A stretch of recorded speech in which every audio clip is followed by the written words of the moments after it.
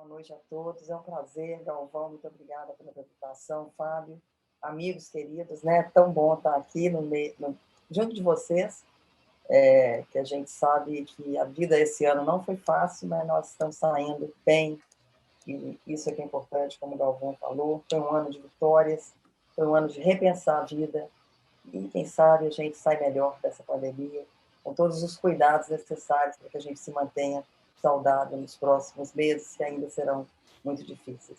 Então, agradeço mais uma vez o apoio, o convite, a forma como vocês me tratam de forma tão carinhosa. É um prazer mesmo estar aqui com vocês para abordar esse tema. Agradeço a APSEM pela oportunidade, parabenizo, né, até inclusive, por esse apoio científico, e a todos os colegas da moderação que vão discutir, que é um prazer estar aqui com Geralda, Vitório, Bravin, Ricardo, Décio e todo o grupo do NAFAD, que são todos amigos queridos.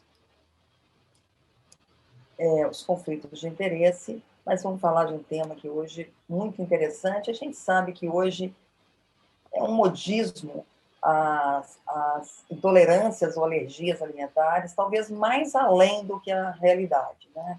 Da quantidade de pessoas hoje que tiram esses alimentos por intolerâncias verdadeiras ou fictícias, mas a verdade é que hoje, no nosso dia a dia, lidamos, nós, médicos, gastrologistas, clínicos, nutricionistas, lidamos todos os dias com essa realidade de que as pessoas cada vez mais têm essas ou sintomas, ou acreditam ter seus sintomas muito relacionados aos alimentos.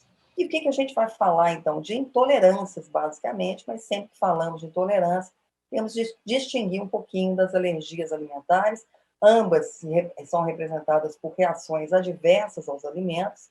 E a gente tem, então, o grupo das alergias alimentares, as intolerâncias, e também agora mais recentemente, acrescentando da hipersensibilidade, que para nós da gastrologia vem muito junto com o conceito da hipersensibilidade ao glúten, mas o paciente pode ter hipersensibilidade a praticamente todos os alimentos, é uma questão talvez muito de uma sensibilidade, até de uma hipersensibilidade visceral, quem sabe, até da questão mais neurogastroenterológica mesmo, digamos assim, mas para nós é muito mais uma intolerância que a gente chama de hipersensibilidade também a alguns alimentos, como o glúten, e as intolerâncias, que a gente sabe que são múltiplas, claro que a gente vai abordar aqui as mais frequentes do nosso dia a dia.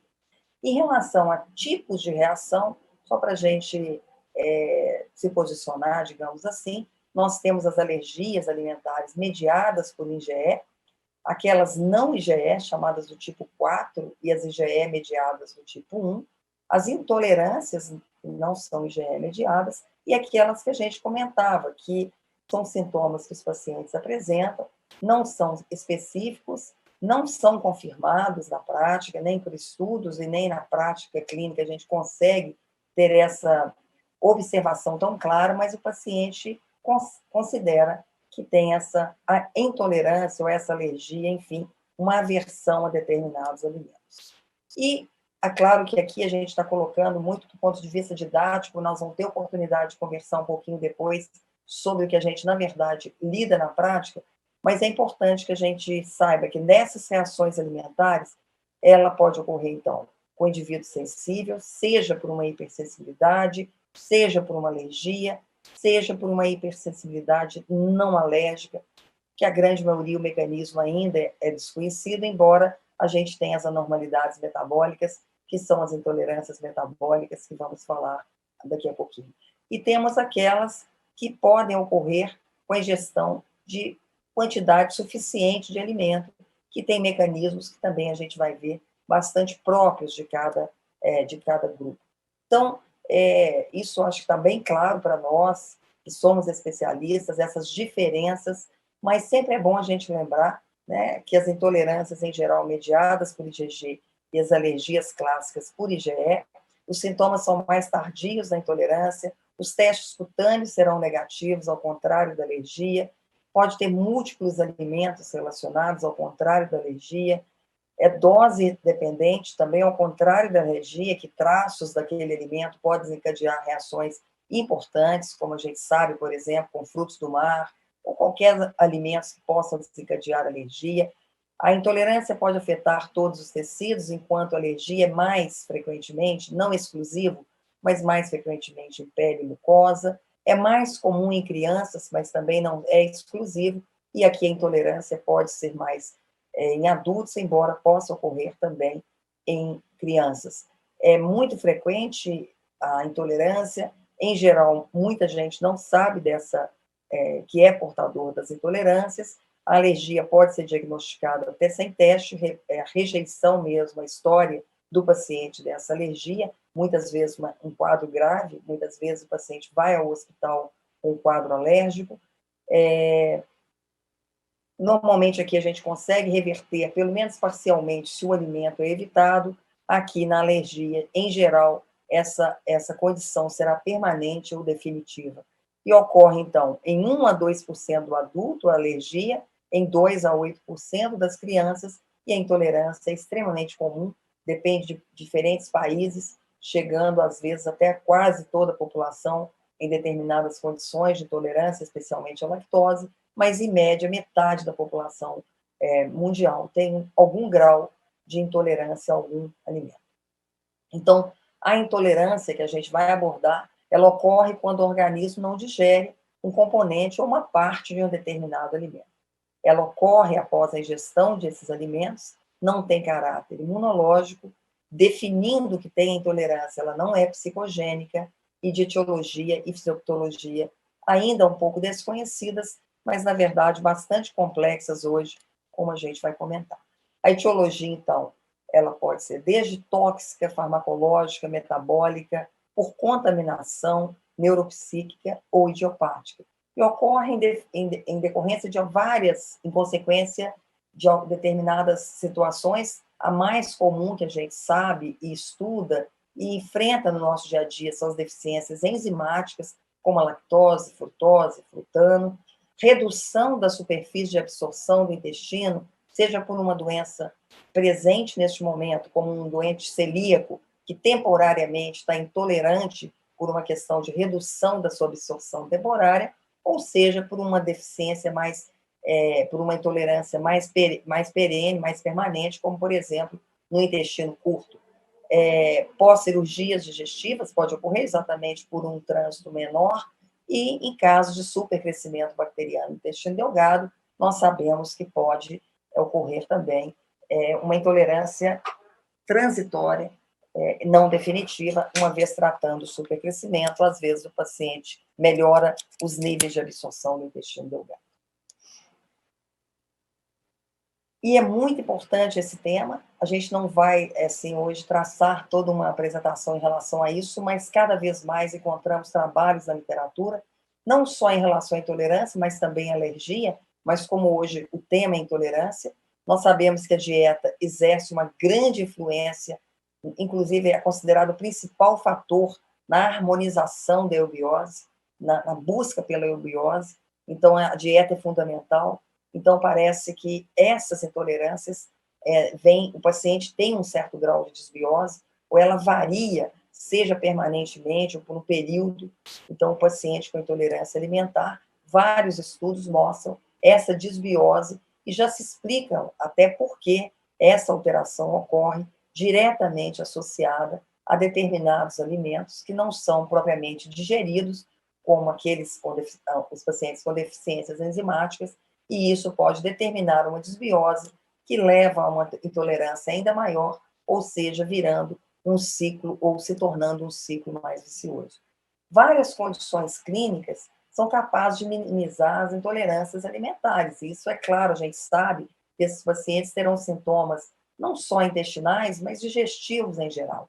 Então, são as doenças funcionais, especialmente aquelas do intestino, especialmente intestino irritável, mas também a diarreia funcional, ou a constipação funcional, o supercrescimento bacteriano do intestino delgado, especialmente nas formas de doenças funcionais pós-infecciosas, em pacientes celíacos ou hipersensíveis ao glúten. Ou seja, terão quadros muito semelhantes em termos de manifestação clínica, com flatulência, distensão, dor abdominal, diarreia, constipação, alternância do ritmo intestinal. Essas outras condições, embora saibamos que também podem, em alguma instância, cursar dessa maneira, muitas vezes nós encontramos a razão pela qual o paciente está apresentando sintomas e conseguimos, então, tratar de uma maneira mais específica, fazendo com que o diagnóstico diferencial se torne, às vezes, um pouco mais fácil quando encontramos, por exemplo, uma giardíase fazendo um tapete, completo tapete no intestino delgado, impedindo a absorção dos alimentos, dificultando a produção enzimática e tornando os pacientes eventualmente intolerantes ou hipersensíveis até que se trata essa parasitose e o paciente se torna ou não tem mais o grau de intolerância que ele tinha antes de tratar uma parasitose, claro, com uma infestação maior. Então, nós temos que lembrar de todas as condições mais simples, menos graves, mais graves, que podem mimetizar de alguma forma ou estar associado, uma coisa não exclui a outra, a todas essas condições clínicas. Quando a gente fala das condições mais comuns, também chamadas de intolerâncias metabólicas ou intolerâncias aos hidratos de carbono, são vários os hidratos de carbono. Aqui a gente cita alguns, que é especialmente a lactose, frutose, sacarose e frutano, e a hipersensibilidade ao glúten. Nós sabemos que somente os monossacarídeos são absorvidos através do epitélio intestinal. Os disacarídeos devem ser quebrados exatamente pelas enzimas em monossacarídeos, e para isso a glicose e a galactose são eficientemente absorvidos através do epitélio intestinal por transporte ativo, depende de energia, e a frutose ela basicamente é absorvida por difusão facilitada, que é um processo não dependente de energia, por um transportador específico denominado de GLUT5. Então, são diferentes formas de absorção desses açúcares, desses carboidratos. Então, a glicose, monossacarídeos, frutose e galactose, e a sucrose, ou glicose, frutose, sacarídeos quebrando-os em lactose e maltose. Então, é mais ou menos isso que a gente tem dos carboidratos mais simples, monossacarídeos e disacarídeos. Falando da condição mais comum, ou pelo menos a mais estudada, a mais, inclusive em diferentes países do mundo, com diferentes prevalências, é essa síndrome tão comum no nosso dia a dia, que caracteriza pela incapacidade de hidrolisar os lácteos, devido a uma deficiência específica da enzima lactase, e que pode ser de origem primária ou secundária. Lembrando que eu e Maurício temos mais dificuldade que todos vocês, claro, se tiver mais mineiros aqui, porque os mineiros, como nós, adoramos queijo, adoramos pão de queijo, como o Ricardo Verbig, então sabe tão bem, né, Ricardo, dos nossos pães de queijo. Então, isso para nós é um desafio, retirar esses alimentos dos nossos pacientes do dia a dia. Então, o que é a lactose? A gente fala da lactose toda hora, é um açúcar, é um disacarídeo composto por uma molécula de galactose ligada a uma molécula de glicose que está presente nos lácteos, no leite e derivados. Essa lactose, então, a glicose e a galactose, né, são quebrados, e vejam a distribuição mundial. Nós sabemos que na Ásia, a população, praticamente todos, acima de 80%, tem algum grau de deficiência à lactose ou deficiência de lactase, e varia muito. Em alguns países essa prevalência parece pequena, mas na grande maioria do mundo, pelo menos nos estudos até agora publicados, a gente tem uma prevalência média em torno de 50%, como a gente já comentou. A lactase está na borda, no ápice da borda escova do intestino delgado, tem a maior expressão no jejum no médio. Então, por exemplo, doenças que atingem o jejum no médio, como uma doença celíaca, uma doença de Crohn, especialmente do jejum, vai prejudicar muito a absorção da lactose. Então, esses pacientes podem ser deficientes de lactase temporariamente, de forma secundária, e não precisarão de ter a sua dieta alterada para sempre. Pode ser uma deficiência secundária e temporária, a partir do momento que a gente trata a doença de base. Esse jejum se recupera do ponto de vista da borda e escova, da absorção da lactose, e o paciente pode voltar a comer. Isso a gente sabe que é tão comum nos pacientes celíacos. A deficiência de lactose, então, pode ser congênita, e ela, de lactase, desculpa, e ela pode ser primária, que é essa mais comum, que é o que a gente tem no nosso dia a dia, que a gente já falou, que representa muito no mundo inteiro, é um genótipo especialmente CC, é raro antes dos 5, 6 anos de idade, então na primeira infância não é comum, a gente sabe que na primeira infância o mais comum é a alergia à proteína do leite da vaca, é diferente dessa intolerância à lactose, mas já na primeira, nas crianças a partir de 6, 7 anos, já pode ver, a gente pode diagnosticar, e essa redução, essa deficiência de lactase gera sintomas em uma parcela muito grande de pessoas intolerantes.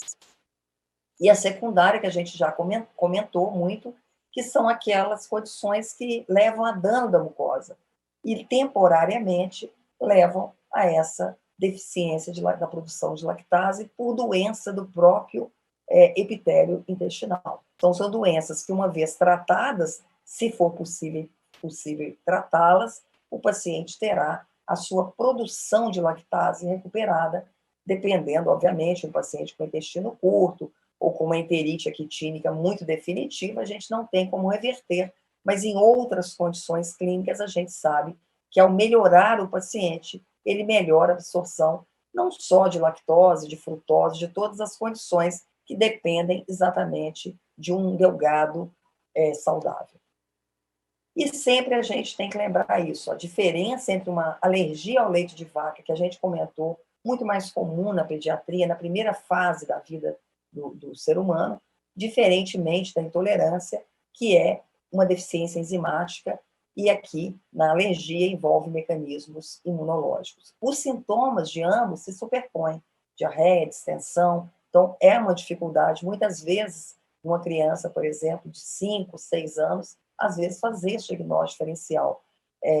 E as pessoas intolerantes geralmente podem consumir derivados de leite em quantidades que elas vão encontrar a sua quantidade, o que é tolerável, e ao passo que na alergia, a criança, especialmente, é raro no adulto, deve ser isenta de toda e qualquer proteína do alimento. Então, gente, não existe alergia à lactose. É claro que a gente está falando aqui para o grupo de especialistas que sabe muito disso. Mas é porque a gente ouve falar, né? Ah, está com alergia à lactose.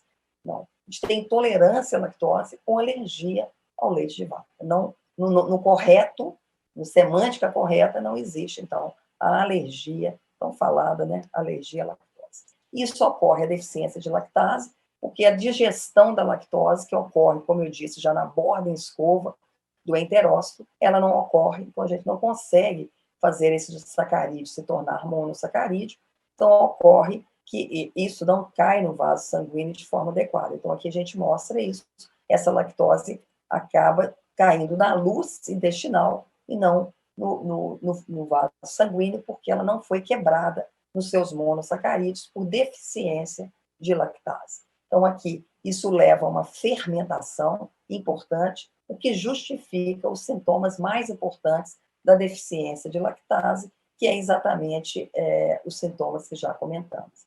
E esses sintomas, eles surgem exatamente dependente da expressão dessa lactase, o quanto é deficiente, nem todo mundo tem a deficiência total, isso a gente sabe, e os nossos pacientes têm que ser orientados a reduzir de uma maneira que eles vão encontrando o que eles podem comer, a dose de lactose ingerida, se foi, por exemplo, 1/4 de um copo de leite, se foi meio ou se foi um copo, cada um vai ter uma representação. E essa deficiência ou essa intolerância, ela é dose dependente. A microbiota cada vez mais estudada, levando a uma determinação da sintomatologia em maior ou menor grau.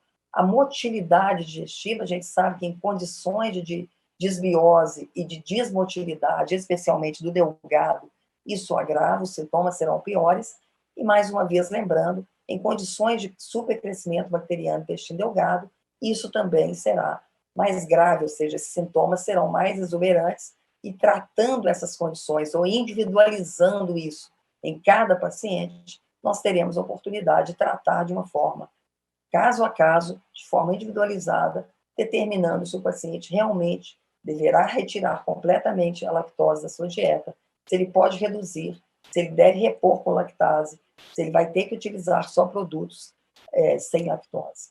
e a sensibilidade visceral, que já comentamos, que é muito estudado nas deficiências enzimáticas em geral, e que parecem determinantes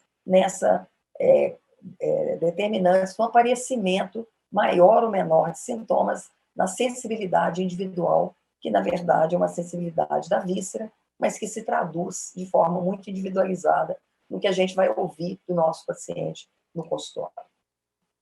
E essa fermentação que eu já disse, né, que depende muito da nossa microbiota, uma vez intolerante à lactose, ocorre essa fermentação com uma alteração da motilidade significativa, com alteração da microbiota, com desbiose e o aparecimento de sintomas que são comuns, como a gente disse, a inúmeras condições clínicas gastrointestinais, especialmente intestinais, como flatulência, dor abdominal, distensão abdominal, alteração do ritmo intestinal. Então, o diagnóstico é clínico, é um diagnóstico que o paciente vai nos falar e nós vamos pensar na possibilidade de intolerância à lactose. Do ponto de vista laboratorial, nós temos uma série de possibilidades de fazer o diagnóstico, seja, por exemplo, com testes genéticos, que é muito mais caro, mais difícil, seja com o teste respiratório, que a gente tem uma grande experiência, muitos de nós aqui têm uma grande experiência nessa forma de diagnóstico, seja até mesmo um teste sanguíneo, como a gente vai falar. Lembrando mais uma vez que o supercrescimento pode alterar esse teste respiratório, então, e o teste sanguíneo também. Então, sempre que a gente estiver na dúvida se se trata realmente de uma intolerância alimentar, especialmente a lactose, ou a um supercrescimento, sempre afastar primeiro a possibilidade do supercrescimento. Ele é um teste excelente, mas que tem esses detalhes que a gente tem que lembrar. Então, se a gente for começar uma propedêutica, começamos com supercrescimento, e o teste respiratório é considerado um dos melhores, não é o padrão ouro, porque o teste genético seria, mas pelo custo-benefício, esse é o teste considerado padrão ouro, não só para lactose, que aqui a gente está colocando, mas para todos os outros açúcares que a gente pode utilizar, variando apenas o açúcar que a gente vai oferecer, seja a frutose, a própria glicose, a glicose para açúcar e crescimento, a lactulose também, a xilose, enfim, o carboidrato que a gente pretende testar. E a gente sabe que esse teste vai ser facilmente identificado, também com a presença de sintomas que vão ocorrer durante as 3 horas que o paciente está fazendo o exame.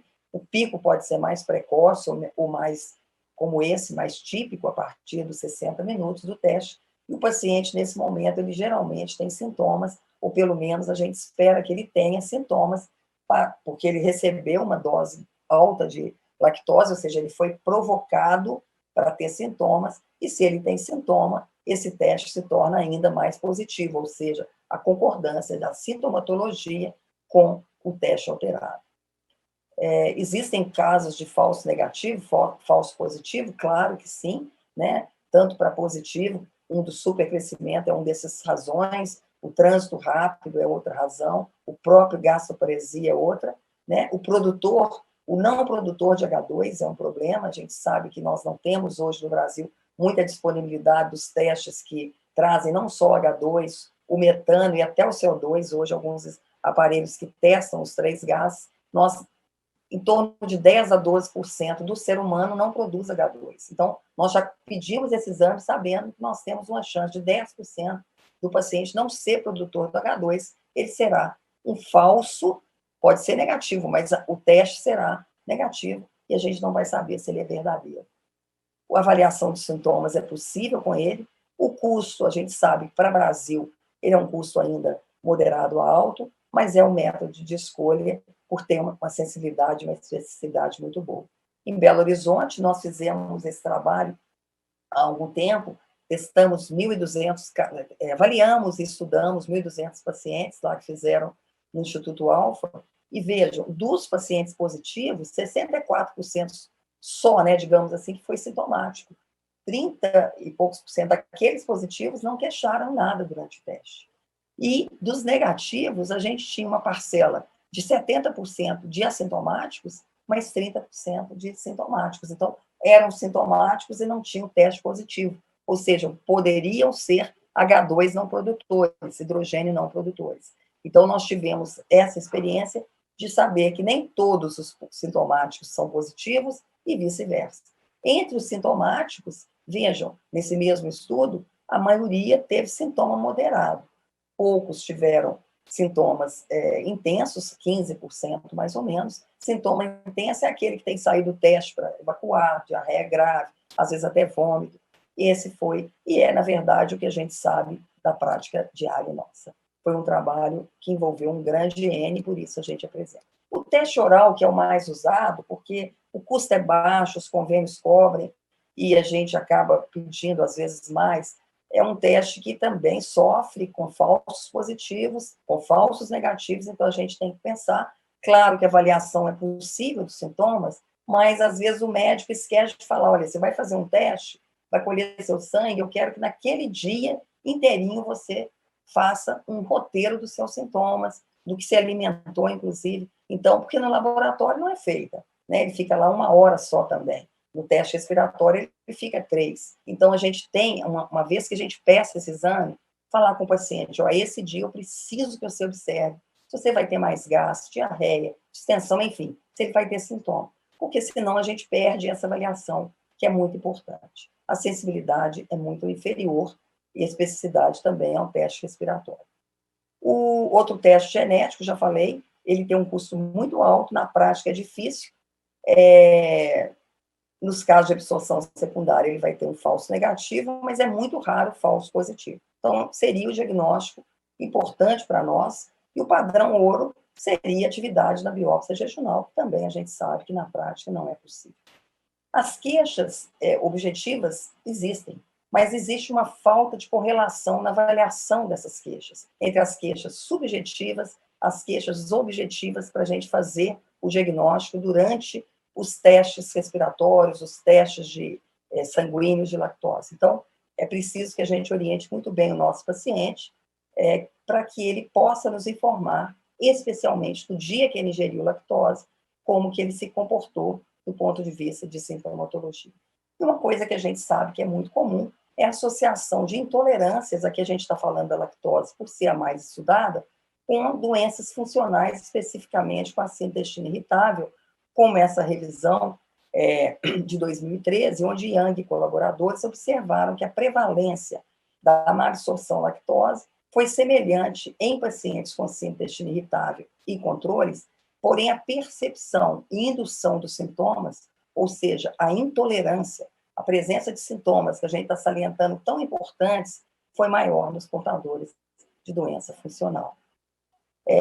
Elas são percebidas, as consequências clínicas dessas intolerâncias alimentares aos carboidratos e também à lactose, elas são percebidas com maior intensidade nos pacientes, talvez devido exatamente àquilo que a gente já comentou: alterações motoras, alterações sensoriais, hipersensibilidade visceral, frequentes na síndrome do intestino irritável. Então, a percepção de intolerância alimentar, segundo Gibson e colaboradores, o professor Gibson foi um dos que descreveu, né, FODMAPs também, mas esse trabalho dele, ele mostrava que 2 vezes mais comum em pacientes com síndrome do que na população geral. Os pacientes associam muito seus sintomas à ingestão de alimentos, eles associam tanto de forma mais imediata, mas a maioria de forma mais tardia. Ele comeu no almoço e passou mal, por exemplo, às 4, 5 horas da tarde, e 1 em cada 8 pacientes mudaram a sua dieta consideravelmente a partir do diagnóstico de síndrome do intestino irritável. O tratamento, a gente sabe, tem o objetivo de melhorar os sintomas sempre. Então, é a redução da ingesta do açúcar, no caso aqui a lactose, da possibilidade da lactase ser oferecida ao nosso paciente, lembrar da alergia à proteína do leite, especialmente em crianças, e podem existir não só intolerâncias associadas, como, por exemplo, o paciente ter também intolerância à frutose ou frutano ou a outros, mas também ele ter, por exemplo, supercrescimento bacteriano associado. A suplementação com lactase é possível, a gente sabe que isso ocorre em quantidades que a gente pode discutir depois, importante que seja dada junto com o alimento que você vai comer, né? Ela pode não controlar completamente os sintomas, mas melhora muito, o paciente passa a tolerar os sintomas, e os probióticos muitas vezes ajudam fazem com que a nossa microbiota se torne mais eubiótica ou menos desbiótica. Buscamos a eubiose, suplementando com lactase, pode ser uma associação muito interessante para alguns pacientes, e indução da tolerância, que alguns autores sugerem que a gente comece estimulando com pequenas doses de lactose para adaptação colônica dessa substância. Muitos pacientes com intolerância à lactose não melhoram completamente com a exclusão do carboidrato. Isso a gente vê todo dia. A doutora, eu fui, disse que é intolerância, mas eu não melhorei. E a gente tem que pensar, então, sempre na associação com doenças funcionais, na presença de outras intolerâncias ou hipersensibilidade e no supercrescimento bacteriano do intestino delgado. Rapidamente, uma palavrinha sobre a intolerância à frutose, a intolerância alimentar, né, que hoje a gente está falando. A hereditária é muito mais rara, também muito mais comum na pediatria. A intolerância à frutose é uma condição também muito benigna, mas que determina sintomas muito importantes. Lembrando que na dieta FODMAP, a gente exclui frutose, inclui a restrição de frutose, e isso demonstrou reduzir também os sintomas da síndrome do intestino irritável, que inclui todos os que a gente já falou, de forma muito especial a diarreia, a distensão e os gases. Nós sabemos, já citamos, que a frutose ela tem a sua digestão facilitada por esse transportador, o GLUT5, e da célula para o sangue ela é facilitada por um outro transportador.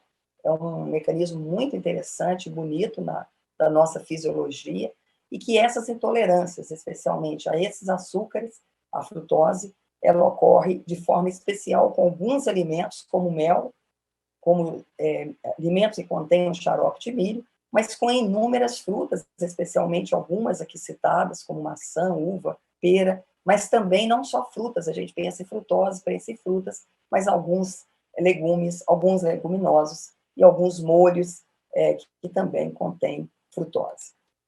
Aqui um teste típico de intolerância à frutose, aqui da experiência nossa lá do Hospital das Clínicas, um caso bem interessante, onde o paciente tinha, durante a prova, tinha diarreia, mas esse paciente tinha muita distensão abdominal, já tratado de supercrescimento bacteriano. E, mais uma vez, vários autores aqui da literatura consideram mesmo a importância dessas duas intolerâncias nos pacientes, especialmente com síndrome do intestino irritável, na forma com diarreia. Então, a gente sempre lembrar que a gente está diante de um paciente com intestino irritável, com esse diagnóstico, pensem de excluir não só a lactose, mas também a frutose. Infelizmente, para a frutose, não temos outro teste que não o teste respiratório. Infelizmente, eu estou dizendo porque a lactose se faz pelo sangue, embora com uma sensibilidade menor, mas da frutose a gente não faz, e muitos lugares ainda não tem a possibilidade de realizar o teste respiratório. Esse é um slide conhecido de todos, mas que vale a pena sempre a gente mostrar a altíssima prevalência de intolerância à lactose, aqui em vermelho, a frutose em azul, em pacientes com dispepsia funcional, em pacientes com intestino irritável, em todas as suas formas, com constipação, com diarreia, forma mista, olha, quando a forma mista, como é alta a intolerância à frutose, a intolerância à lactose, e na dispepsia também, ou seja, em condições não intestinais, funcionais, mais atribuíveis ao estômago. Então, a gente tem que pensar nessas intolerâncias, que a gente pode melhorar muito a condição funcional. Então, às vezes, não totalmente, mas podemos melhorar muito a condição funcional, tratando concomitantemente essas intolerâncias, uma ou duas ou várias intolerâncias. Quando a gente olha aqui, paciente que não tem nenhuma intolerância em roxo, veja, foi a minoria desse estudo publicado no Alimentary em 2015. E quando a gente diagnostica essas intolerâncias ou a hipersensibilidade nesses pacientes, será que eles continuam tendo intestino irritável? Continuam sendo funcionais? Vai depender do quanto ele responde. Tem pacientes que vão melhorar muito com esse tratamento de retirada dos açúcares ou do glúten, e outros melhoram parcialmente. Então, ele tem a questão funcional e tem a intolerância associada. O frutano, cada vez mais se fala nessa possibilidade das intolerâncias. Veja a importância da gente sempre avaliar a presença de sintomas também nas intolerâncias ao frutano. A hipersensibilidade, nós já comentamos, é uma reação imune mediada a alguns nutrientes, é ainda muito pouco estudada. Para nós, talvez a mais frequentemente que a gente lembra na nossa gastroenterologia é a hipersensibilidade ao glúten, tem sido muito estudada, mas só lembrar que a gente tem que diferenciar 3 grupos muito importantes. A doença celíaca, onde nós teríamos os marcadores positivos, a alergia ao trigo, que é uma condição diferente, inclusive do ponto de vista clínico, e a hipersensibilidade ao glúten, que é uma condição mais rara do que as intolerâncias. Os pacientes tirarão o glúten e muitas vezes não melhorarão os seus sintomas, por exemplo, um paciente com intestino irritável. Então, não é uma condição para a gente pensar que todo paciente tem, mas apenas pensar que hoje, em termos de glúten ou de trigo, a gente tem que lembrar desses 3 grupos de possibilidades diagnósticas dentro da nossa clínica. E, por fim, a intolerância aos carboidratos complexos vegetais, né? Lembrando os carboidratos simples, que a gente acabou de falar deles, monossacarídeos, disacarídeos, mas nós temos aqueles polissacarídeos. Então, apenas aqui para a gente lembrar, os polissacarídeos, em geral, têm mais de 10 monossacarídeos, amino, glicogênio, fibras, e esses também existem muito frequentemente pacientes que têm a intolerância aos carboidratos complexos vegetais, que estão presentes especialmente em alimentos que contêm rafinose. E o exemplo típico é o feijão, mas também couve-flor, cebola, pimentão, milho verde, dentre outros. A rafinose não é digerida, geralmente, pelo tubo digestivo, exatamente por a gente não possuir a alfa-galactosidase, que é a única enzima capaz de processar esse tipo de carboidrato no nosso corpo.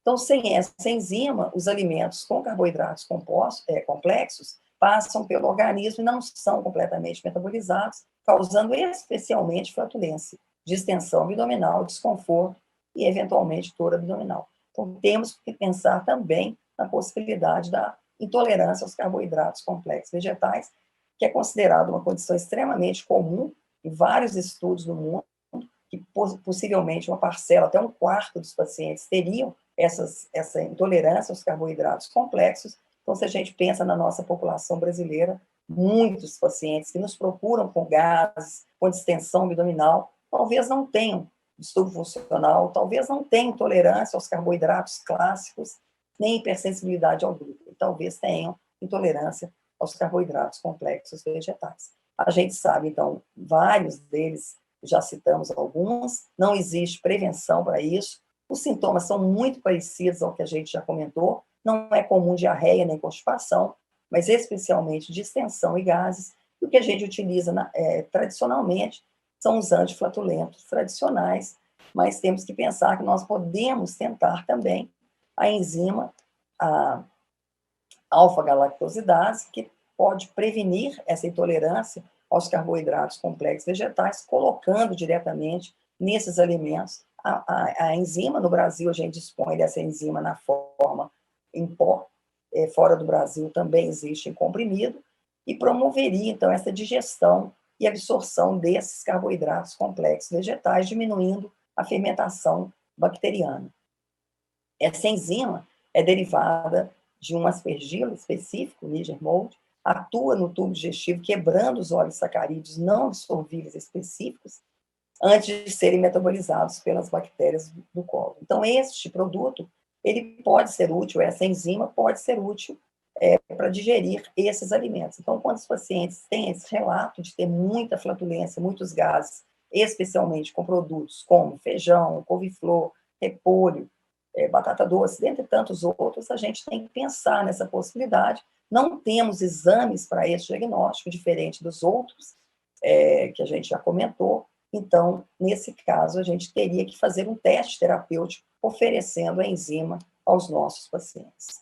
Esse é um estudo que eu cito aqui, porque foi publicado no BMC Gastroenterology, em 2013, onde 52 pacientes eram pediátricos, maioria mulher, com sintomas típicos funcionais, foram tratados com galactosidase ou placebo, e eles observaram que a reposição com essa enzima reduziu de forma significativa o desconforto abdominal, a flatulência, em comparação com placebo, diminuiu o número de dias de distensão moderada a grave e a flatulência. Não foram observados efeitos adversos nesses pacientes. Isso eu pus um estudo em pediatria para mostrar que é uma enzima que pode ser utilizada também na população mais jovem e nas crianças.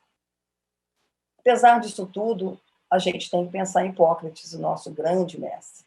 Ele dizia para nós que, apesar disso tudo, né, disso tudo que aconteceu nos últimos anos, dessas intolerâncias que reconhecemos, das hipersensibilidades, ainda é o nosso alimento. E isso a microbiota cada vez tem mostrado mais, que alimentar bem é bom demais para a nossa microbiota.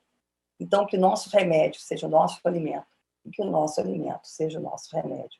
Que a gente coma bem, que sabe escolher, né, e que saiba também diagnosticar e tratar ainda melhor os nossos pacientes. Eu termino trazendo BH em Minas, que completaram agora, BH, 123 anos, anteontem, Minas, 300 anos.